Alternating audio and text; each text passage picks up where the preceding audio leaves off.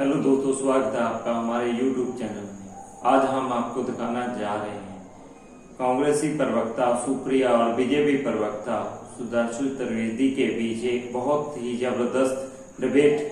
चलिए देखते हैं इस वीडियो को। अगर आपको ये वीडियो पसंद आए तो प्लीज लाइक एंड सब्सक्राइब जरूर करें। Thank you. आपने भारत की उपलब्धियां भी नहीं गिनाई। आपने कहा ये हमारा काम है, ये हमारा एजेंडा है, जिसको रूमर मॉन्गरिंग कहा जा रहा है। और दूसरा फिर आपने कहा कि सनातन पर जो कुछ बोला विपक्ष ने उस पर क्यों खामोश है कांग्रेस पार्टी, या कांग्रेस पार्टी कहती है अभिव्यक्ति की आज़ादी है। फिर मैं कहूँगा ये सोर्सेज से है, लेकिन सब पूरे मीडिया में आपने भी देखा होगा सुप्रिया जी, प्रधानमंत्री ने अपने मंत्रिपरिषद में कहा ये विपक्ष को बुखार हो गया है और सनातन पर बोल करके फंस गया है पूरा विपक्ष, इसीलिए ये इंडिया बनाम भारत का विवाद खोज करके निकलने का रास्ता ढूंढ रहा है। मैं आशा करूंगी 3.25 मिनट अनइंटरप्टेड आपने उनको दिए थे, मुझे भी अनइंटरप्टेड दीजिएगा। आपके सारे सवालों का जवाब दूंगी। कहीं नहीं, उससे पहले आप भी बोली थी। सबसे पहले तो बददिमाग प्रवक्ता आके कुछ कह जाते तो मैं सुन भी लेती। आप तो राज्यसभा सांसद है, आपको पता नहीं कि कांग्रेस पार्लियामेंट्री पार्टी की चेयरपर्सन है सोनिया जी? आपको इतना भी नहीं पता? इतने अनभिज्ञ हैं आप। तो थोड़ी आपकी अनभिज्ञता दूर कर देती हूँ। कांग्रेस पार्लियामेंट्री पार्टी की, कांग्रेस संसदीय दल की हमारी नेता है सोनिया जी, और उस पोजीशन में रहकर उन्होंने चिट्ठी लिखी है। वो एक सांसद है, वो चिट्ठी लिख सकती है, लेकिन उन्होंने सीपीपी चेयरपर्सन के नाते लिखी है। आपकी अनभिज्ञता को थोड़ा दूर कर दिया। पहली चीज, सुधांशु जी, सब कुछ करना चाहिए, अपनी मां का ना विद्रूप नहीं करना चाहिए। ये देश, ये सरजमी, ये भूमि हमारी भारत मां है। ये इंडिया, ये हिंदुस्तान, ये वतन हमारी मां, हम इसको कहते हैं। इसका नाम नहीं बिगाड़ना चाहिए। हमसे दुश्मनी निभाइए, हमसे दिक्कत है कीजिए। इंडिया को घमंडिया कहते हैं, अपनी मां का नाम कौन बिगाड़ता है? वो दुष्कर्म भी आप और आपके आका कर रहे हैं, मत कीजिए, गलत है। मां के प्रति असम्मान है, मां के प्रति विरोधाभास है, मत कीजिए इस बात को। अपनी मां के साथ दुष्चरित्र की बात कोई नहीं करता। अपनी मां का नाम मत बिगाड़िए। भारत, इंडिया, हिंदुस्तान हमारी मां का नाम है, वो मत कीजिए। तीसरी बात, आप हमेशा गलत बातों पर फंस जाते हैं। इकोनॉमी का अल्प ज्ञान है, उसको अल्प ही रहने दीजिए। Between 2004 and 14, average rate of growth was 7.6%.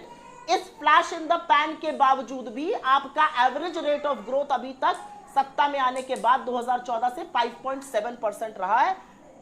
12% पे फूड इन्फ्लेशन है। मुंह मत खुलवाइए मेरा। अब बात कर लेते हैं जिस मुद्दे के लिए सौरभ जी मुझे आपने यहां पर बुलाया था, और मैं आपके उस सवाल का भी जवाब दूंगी जो आपने मुझसे पूछा। मुझे बताया गया था और आपके टीवी पर भी फ्लैश हो रहा है, मुद्दा वन नेशन वन इलेक्शन है। मैं उस पर कुछ बातें बोलना चाहती हूं क्योंकि मैं वो प्रिपेयर करके आई हूं। मुद्दा वो था, उस पर बोलना जरूरी है।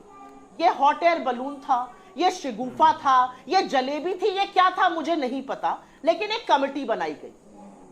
हर तरह के ट्रेडिशन को तोड़कर एक पूर्व राष्ट्रपति को उस कमेटी का अध्यक्ष बनाया गया। जब व्यक्ति राष्ट्रपति बन जाता है तो वो बाईपार्टिजन हो जाता है। ये हमने देखा है, ये ट्रेडिशन कांग्रेस ने, बीजेपी ने आज तक फॉलो किया था, लेकिन मोदी जी कहां संसदीय मान्यताओं और मर्यादाओं को फॉलो करते हैं। तो कोविंद जी को उन्होंने उसका अध्यक्ष बना दिया।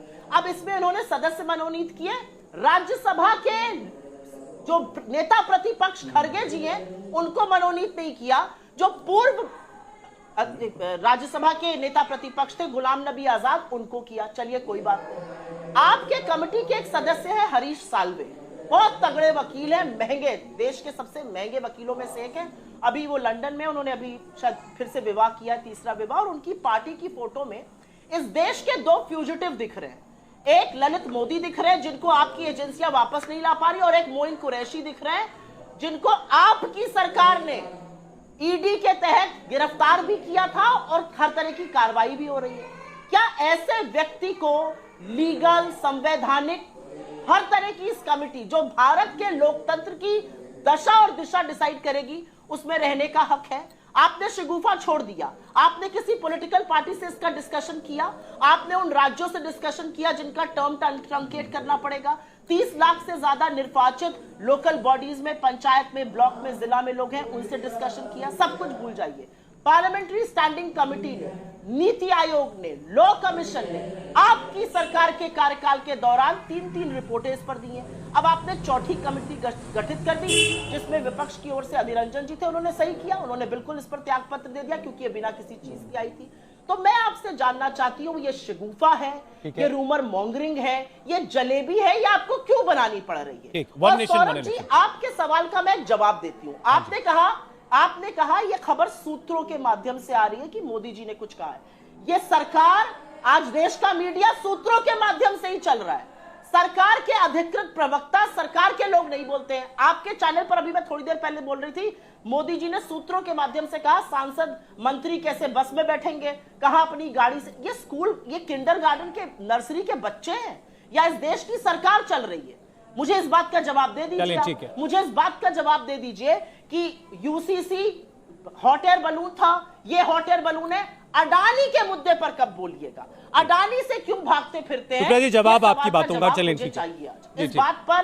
पहले आपने वन नेशन वन इलेक्शन पर चूंकि डिटेल में कहा, तो उस पर जवाब एक आ जाए। आपने बार बार कहा कि ये रूमर मॉन्गरिंग है, शगुफा है, हॉट क्या है, ये जलेबी है, बता दीजिए इसके बारे में। देखिए, मैं सारी बातों का जवाब दूंगा। आशा करता हूं कि सुप्रिया जी ने आपने भी कितने मिनट बोली हैं ये देखा होगा। अब मैं आपकी बात का क्रमवार जवाब देता हूं।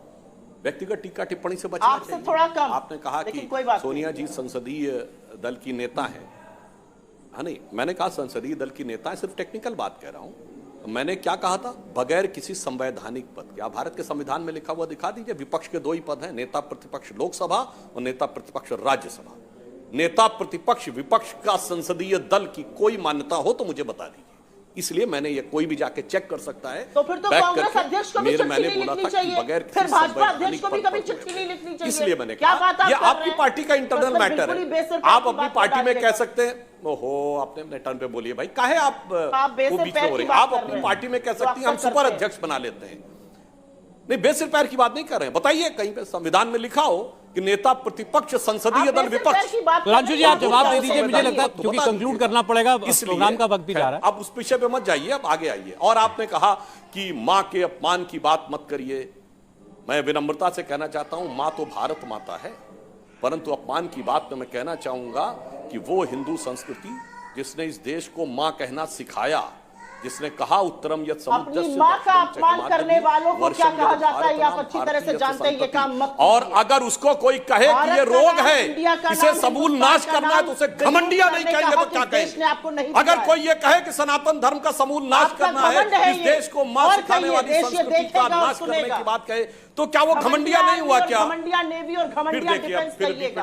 अब देखिए अनकंफर्टेबल फैक्ट्स आए, डिस्टर्ब करना शुरू कर दिया। राजू जी, समय खत्म हो गया है। अगर आप बिल्कुल अंत में कुछ कहना चाहते हैं तो बोल लीजिए। डाउन कर दीजिएगा। जब मैं बोल रहा हूं तो इनका फीडर डाउन रखिए। ठीक है, अभी देखिए इस वक्त प्रोग्राम का ही समय समाप्त हो गया। मैं चाहूंगा आप बिल्कुल अंतिम शब्दों में अपनी बात कंक्लूड कर लीजिए। सुराज जी, भटकाने का तरीका है, ये बोल नहीं सकते हैं, ये असलियत है, ये बोल नहीं पाएंगे। भटकाने का तरीका क्या? भटकाने का तरीका आपका है। क्या आप भारत का आपत्ति करते हैं? आप हिंदू धर्म के नाश की बात करते हैं, आप हिंदू धर्म को गंदा कहते हैं, हिंदू धर्म के सबूत नाश की बात करते हैं। वही हिंदू धर्म जिसने देश को भारत माता कहा, और आज आप उन लोगों के साथ खड़े हुए हैं जिन्होंने भारत माता को डायन कहा था। मैं आजम खान की याद दिलाता हूं समाजवादी पार्टी के। इसलिए वन नेशन वन इलेक्शन पे आपकी समस्या समझी जा सकती है। जो वन कोलिशन वन, मेरे पास समय इतना ही था। बहुत धन्यवाद सुधांशु।